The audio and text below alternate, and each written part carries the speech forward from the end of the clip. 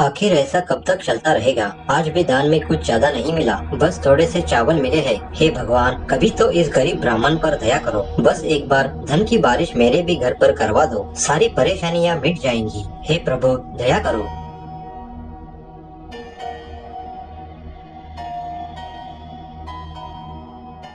यह लो, कुछ चावल दान में मिले हैं, उसे रख लो। आज दान दक्षिणा में बस इतना ही मिला। बुरा न मानो तो मैं आपको एक सलाह देती हूँ। बताओ पंडितायन, क्या कहना चाहती हो। आप जो पौराणिक कथाएं लोगों को बताकर दान दक्षिणा कमाते हो, क्यों ना वही कथाएं अगर आप राजा के दरबार में एक बार राजा को सुनाएंगे तो राजा आपको कई सारा धन इनाम के तौर पर दे देंगे। तो ठीक है, मैं कल ही राज दरबार जाने की तैयारी करता हूँ। महाराज को मुझे जो पौराणिक कथाएं आती है उसे सुनाता हूँ और वापस मेरा इनाम लेकर आता हूँ। अगली सुबह गंगाधर पंडित नगर की ओर राजा को पौराणिक कथाएं सुनाने चला गया।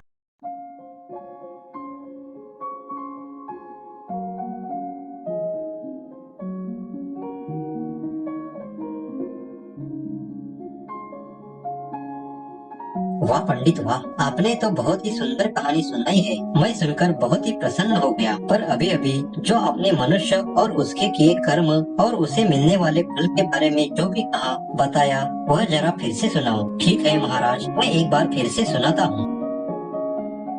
तो मैं कह रहा था कि इस पूरे ब्रह्मांड में धरती और आकाश के अलावा स्वर्ग और नरक लोक भी है, जहाँ हर मनुष्य को अपने अपने कर्म के हिसाब से फल भोगना पड़ता है। गंगाधर पंडित जब यह बातें राजा को सुना रहा था, तब महाराज बड़े लक्ष्य पूर्वक उसकी यह बातें सुन रहे थे। देखो ब्राह्मण, तुम्हारी कहानी तो अच्छी है, पर इसमें मुझे एक संदेह है। कैसा संदेह है महाराज। हम आकाश और धरती को देख सकते हैं। इस धरती पर मनुष्य के अलावा और कई सारी प्रजातियां पाई जाती है, पर इनमें से कौन स्वर्ग और कौन नरक जाएगा वो हम कैसे देख सके। जरा अपनी इस बात को और जरा विस्तार तथा उचित प्रमाण देकर समझाइए। महाराज का ऐसा प्रश्न सुनकर गंगाधर पंडित चौंक गया। उसके हाथ पैर कांपने लगे। बेचारा ब्राह्मण घबरा गया। सोचने लगा, अगर मैंने महाराज के इस प्रश्न का उत्तर दे भी दिया, लेकिन उत्तर देने के बावजूद भी महाराज को मेरे उत्तर का समाधान न हुआ, तो कहीं गुस्से में आकर फौरन मुझे सजा न दे। महाराज, आपका इस तरह का प्रश्न बहुत ही दिलचस्प है। आपके इस प्रश्न का उत्तर देने के लिए मुझे कई किताब तथा ग्रंथों का अध्ययन करना होगा। कृपया मुझे कुछ समय दे दीजिए, मैं अवश्य ही इस प्रश्न का उत्तर दे दूंगा। ठीक है पंडित जी, पर मुझे जल्द से जल्द इस प्रश्न का उत्तर चाहिए। मैं आपके उत्तर का इंतजार करूंगा। जल्द ही इसका समाधान निकालिए और मुझे बताइए। जी महाराज, मैं जरूर इस प्रश्न का जवाब आपको जितना हो सके उतना जल्द दे दूंगा। मैं अभी जाकर अपना काम शुरू करता हूँ। अब मुझे आज्ञा दीजिए। ठीक है, मैं तुम्हारी प्रतीक्षा करूंगा। जाओ।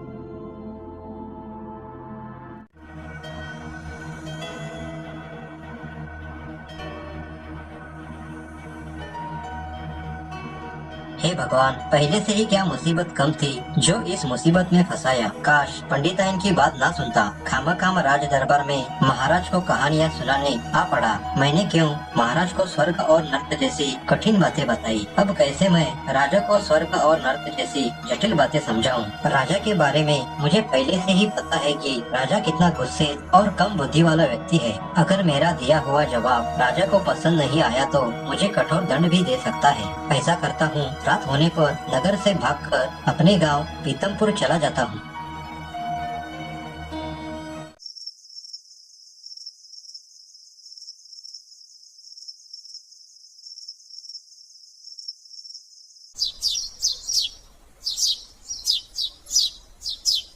ऐसे ही एक सप्ताह बीत गया। मंत्री जी, मैंने गंगाधर पंडित को एक प्रश्न पूछा था, उसका उत्तर उन्हें देना था। कहाँ पर है वो, बुलाओ उन्हें। क्षमा करें महाराज, पर उस ब्राह्मण पंडित के बारे में किसी को अता पता तक नहीं। पता नहीं उसका क्या हुआ। कोई नहीं जानता कि वो कहाँ पर है। ओहो, क्या लगता है मंत्री जी तुम्हें, कहीं मेरा प्रश्न सुनकर गंगाधर पंडित भाग तो नहीं गया। महाराज, आपने ब्राह्मण को प्रश्न पूछा है, वो इतना सरल नहीं था। अच्छा, लेकिन मंत्री जी, प्रश्न कैसा भी हो, मेरे प्रश्न का उत्तर मुझे चाहिए ही चाहिए। मेरा प्रश्न अब मन में एक संशय बनकर रखा है। तुम ऐसा करो, मेरे इस प्रश्न के बारे में पूरे राज्य पर प्रचार करो। कह दो, जो भी मेरे इस प्रश्न का उत्तर देगा उसे बहुत बड़ा इनाम दिया जाएगा। ये संदेश पूरी जनता में फैला दो। ठीक है महाराज, मैं अभी तुरंत यह काम करवाता हूँ। अगले ही दिन से राजा के मन में जो संदेह आया था उसके लिए पूरे राज्य में प्रचार शुरू करवा दिया। देखते ही देखते सारे राज्य में राजा के प्रश्न की चर्चा शुरू हो गई। कुछ लोगों ने अपनी अपनी तरफ से अनुमान लगाया और राजा के प्रश्न का उत्तर देने का प्रयास किया, लेकिन एक ने भी राजा को संतोषजनक उत्तर नहीं दिया।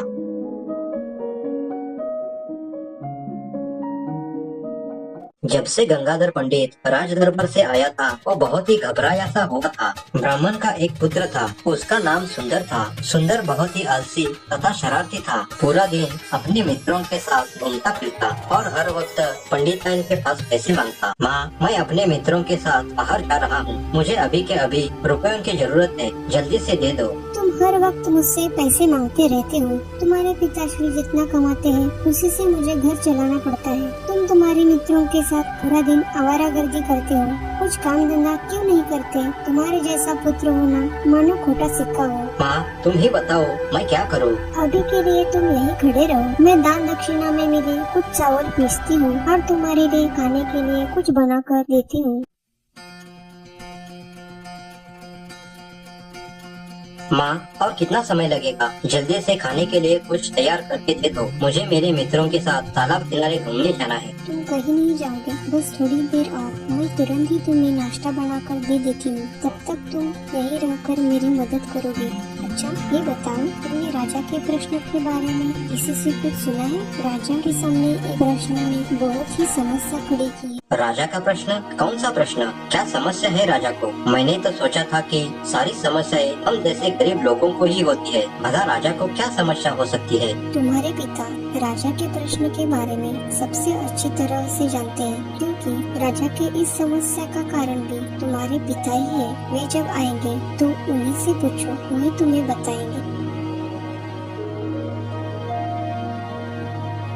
पिताश्री, राजा के साथ क्या मामला है? मैंने तो सुना है कि आपने उनके लिए एक समस्या खड़ी कर दी है। क्या बताओ पुत्र? मैं पौराणिक कथाएं सुनाते सुनाते स्वर्ग और नर्क के बारे में बताने लगा तो राजा के मन में एक संदेह पैदा हो गया। वही तो पूछ रहा हूँ पिताजी कि राजा के मन में कैसा संदेह आया, जरा मुझे भी तो बताओ। तुम उसके बारे में जानकर क्या करोगे? वो बच्चों की बस की बात नहीं है, खासकर तुम्हारे जैसे कि जो सारा दिन बाहर ही आवारा घूमता रहता है। अपने पिताश्री की ऐसी बातें सुनकर सुंदर की रुचि उस प्रश्न के बारे में और भी बढ़ गई। वो जानना चाहता था कि आखिर प्रश्न क्या है जिसने इतनी बड़ी समस्या खड़ी कर दी है। अरे पिताश्री, पहले प्रश्न बताओ तो सही, बात क्या है? ठीक है, तुम नहीं मानते तो सुन ही लो कि प्रश्न क्या है। राज्य के महाराज चाहते हैं कि उनको स्वर्ग और नरक के बारे में विस्तार पूर्वक और प्रमाण देकर बताया जाए। महाराज जानना चाहते हैं कि मनुष्य अपने अपने कर्म की वजह से किस प्रकार स्वर्ग और नरक प्राप्त करता है। महाराज यह सब जानने के लिए बहुत ही उत्सुक है।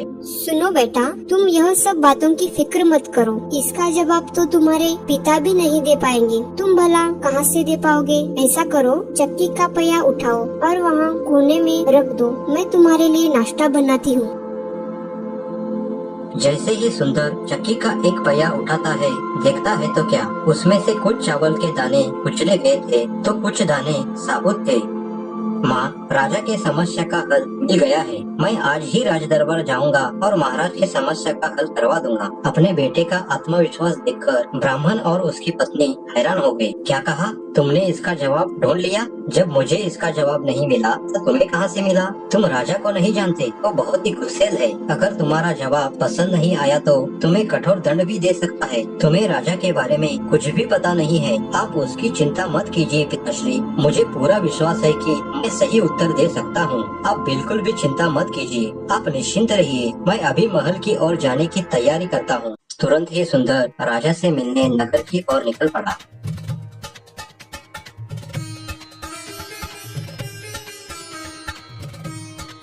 मैं महाराज से मिलना चाहता हूँ। महाराज से?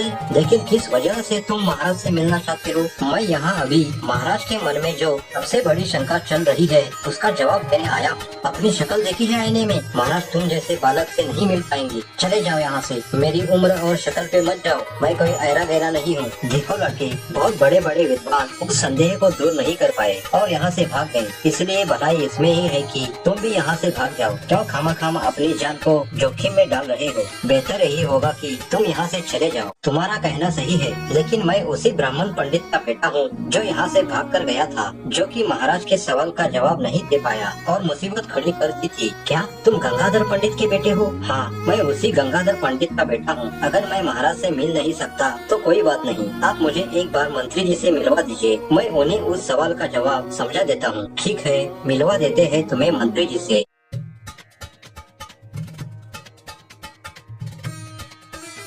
तो तुम गंगाधर पंडित के बेटे हो? जी मंत्री जी, मैं उसी ब्राह्मण का पुत्र हूँ जिनसे महाराज ने प्रश्न पूछा था और उनका समाधान न करने पर यहाँ से भागकर गए थे। लेकिन मेरे पास उस सवाल का जवाब है। मैं उस प्रश्न का उत्तर महाराज के सामने पेश करने यहाँ तक आया हूँ। कृपा करके मुझे एक बार महाराज से मिलवा दीजिए। बहुत अच्छा हुआ पुत्र जो कि तुम पहले मेरे पास चले आए। मैं बहुत समय से पंडित की राह देख रहा था। अच्छा हुआ कि तुम पंडित के बेटे हो और उनकी जगह पर तुम आ गए। मैं तुम्हें महाराज से मिलवा तो दूंगा, पर एक बात ध्यान रहे, तुम पहले अपना परिचय मत देना कि तुम गंगाधर पंडित के बेटे हो। महाराज तुम्हारे पिताजी पर बहुत ही नाराज है। यदि उनको पता चला कि तुम पंडित के पुत्र हो तो महाराज और भी नाराज हो जाएंगे। तुम इस बात का ध्यान रखना। ठीक है मंत्री जी, अब आप ही बताओ कि मुझे क्या करना होगा। पहले तुम अपना उत्तर महाराज को बता देना। यदि महाराज को तुम्हारा उत्तर पसंद आया तो मैं राजा के पास तुम्हारी प्रशंसा करूंगा। तब तुम समझ जाना कि सब कुछ ठीक है और उस समय ही तुम्हें बताना है कि तुम गंगाधर पंडित के बेटे हो।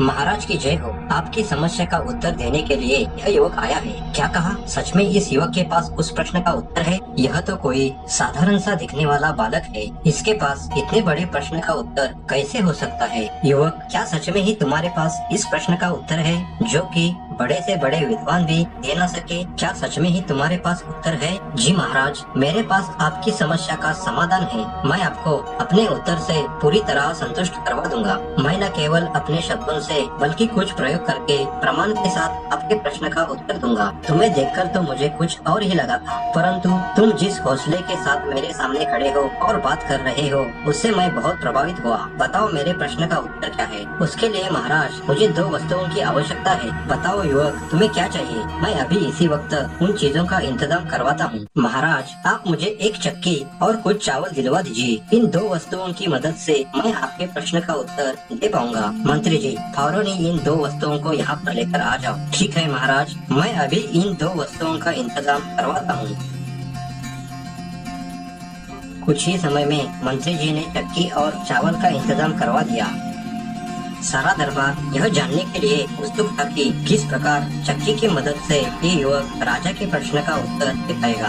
कुछ देर चक्की चलाने के बाद सुंदर ने कहा, इसे देखिए महाराज, आपने पूछा था कि धरती और आसमान में रहने वाले जीव अपने कर्म से कैसे स्वर्ग और नरक पहुंच जाते हैं। क्या आपका यही प्रश्न था? हाँ युवक, बिल्कुल यही प्रश्न था मेरा। तो जरा आप इस चक्की को ध्यान से देखिए। ये जो ऊपर का पत्थर आप देख रहे हो ये आसमान है जो कि घूमता है। जो नीचे का पत्थर है वह भूमि है जिस पर हम सब रहते हैं। बस यह बड़ी ही आसान सी बात है। अब एक बार सोचिए कि मैंने जो चावल इसमें डाले हैं वह हम सब प्राणी हैं। ये मेरे हाथ चावल को चक्की में डालते हैं, समझिए कि वह भगवान का रूप है। ये 5 उंगलियां 5 प्राकृतिक तत्वों की तरह है और यह पत्थर बारी बारी से घूम रहा है, वही धर्मराज है जो कर्मों के अनुसार प्राणियों को सजा देता है। जो कुछ प्राणी पाप करते हैं और कुछ पुण्य करते हैं। इस चक्की में जो चावल कुचले गए और पीसे गए वो सब पापी है जिसे अपने कर्मों की सजा मिली है। अब जरा ध्यान से देखिए। महाराज, क्या आप देख सकते हो कि अभी भी कुछ चावल वैसे के वैसे हैं? हाँ युवक, देख रहा हूँ, कुछ चावल अभी तक पीसे नहीं गए हैं। आप इन्हें देख सकते हो महाराज, इसमें कहीं चावल जो कि पीसे हैं वो दर्द का अनुभव करते हैं। ये वही लोग हैं जिन्हें नरक मिलता है, परंतु कुछ लोग इन साबुत चावलों की तरह स्वर्ग प्राप्त करते हैं। इन सारे लोगों को उनके अच्छे कर्म नरक की यातना से बचाते हैं। ऐसे लोगों को नरक का कोई डर नहीं रहता, क्योंकि वो जानते हैं कि उनकी जगह स्वर्ग में है। बस महाराज, मुझे आपको जितना कहना था वह विस्तार से और प्रमाण देकर बताया है। सुंदर यह बातें जब बता रहा था तब सारा दरबार बड़ी शांतता पूर्वक सुन रहा था। सारा दरबार उस युवक का प्रमाण के साथ उत्तर सुनकर हैरान रह गया। बहुत ही सुंदर, मैं तुमसे बहुत प्रसन्न हो गया हूँ। युवक, तुमने मेरे प्रश्न का उत्तर इतने आसान तरीके से और सरलता से दिया है जो कि बड़े से बड़े विद्वान भी ना दे सके। तुम्हारा उत्तर मुझे बहुत ही पसंद आया है। अब मेरी शंका का समाधान हो गया है। मेरे जवाब का स्वीकार करने के लिए धन्यवाद महाराज। मैं आपको मेरा परिचय देना चाहता हूँ। मैं उसी ब्राह्मण पंडित का बेटा हूँ जिन्होंने आपके मन में यह शंका डाल दी थी। मेरा नाम सुंदर है। क्या तुम गंगाधर पंडित के बेटे हो? हाँ महाराज, मैं उसी समस्या का समाधान करने के लिए आया था जो कि मेरे पिताजी के द्वारा खड़ी कर दी गई थी। क्या बात है युवक, मैं बहुत ही प्रसन्न हो गया ये जानकर कि तुम पंडित के बेटे हो। मुझे तुम्हारा जवाब बहुत ही पसंद आया। मंत्री जी, इस युवक को पुरस्कार के रूप में धन और कीमती वस्त्र दिए जाए, साथ ही साथ इस युवक का उचित सम्मान किया जाए। ठीक है महाराज, ऐसी आपकी आज्ञा।